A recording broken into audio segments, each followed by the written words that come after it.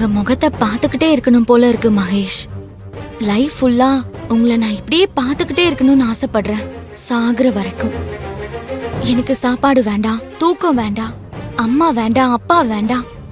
இந்த உலகத்துல எனக்கு எதுவுமே வேண்டாம் மகேஷ். நீங்க மட்டும் என் பக்கத்துல இருந்தா போதும். இப்ப எதுக்கு இப்படி எல்லாம் சொல்லிட்டு இருக்க? நான் உங்களை அவ்வளோ லவ் பண்றேன் மகேஷ். எனக்கு எல்லாமுமா நான் உங்களை தான் நினைக்கிறேன். நீங்க இல்லனா நான் என்ன ஆவேன்னு உங்களுக்கு தெரியும். நீங்க இல்லாத லைஃபா என்னால நினைச்சு கூட பார்க்க முடியாது மகேஷ். ஃபர்ஸ்ட் டைம் நம்ம 2 பேருக்கும் கல்யாணம் ஆக போதுன்னா நான் எவ்வளவு சந்தோஷமா இருந்தேன்னு தெரியுமா? ஆனா விதி வந்து அதை தடுத்து உங்களுக்கு ஆக்சிடென்ட் ஆயிடுச்சு. அப்பவே நான் ரொம்ப மனசொடைஞ்சு போயிட்டேன். அதுக்கப்புறம் எல்லா பிரச்சனையும் முடிஞ்சு நம்ம 2 பேருக்கும் செகண்ட் டைம் கல்யாணம் முடிவு பண்ணி நான் கல்யாண மண்டபத்துக்கு வரும்போது எவ்வளவு கனவோட வந்தேன்னு தெரியுமா? ஆனா அப்பவும் என் கனவு எதுவும் பலிக்காம போயிடுச்சு.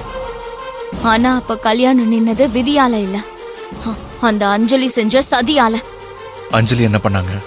அவதானே எனக்கு பாய்சனை கொடுத்து நம்ம கல்யாணத்தை நிறுத்தினா. தப்பு கவி, நீ அஞ்சலியை தப்பா நினைச்சிட்டு இருக்க. ப்ளீஸ், நான் முழுசா பேசி முடிக்கிற வரைக்கும் நீங்க எதுவுமே பேசாதீங்க. கொஞ்ச நேரம் அமைதியாவே இருங்க.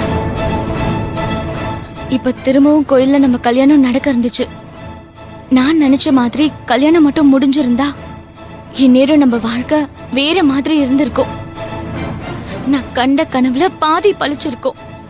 ஆனா இந்த வாட்டியும் அப்படி எதுவுமே நடக்கல. அதுக்கு காரணமும் அந்த அஞ்சலி தான்.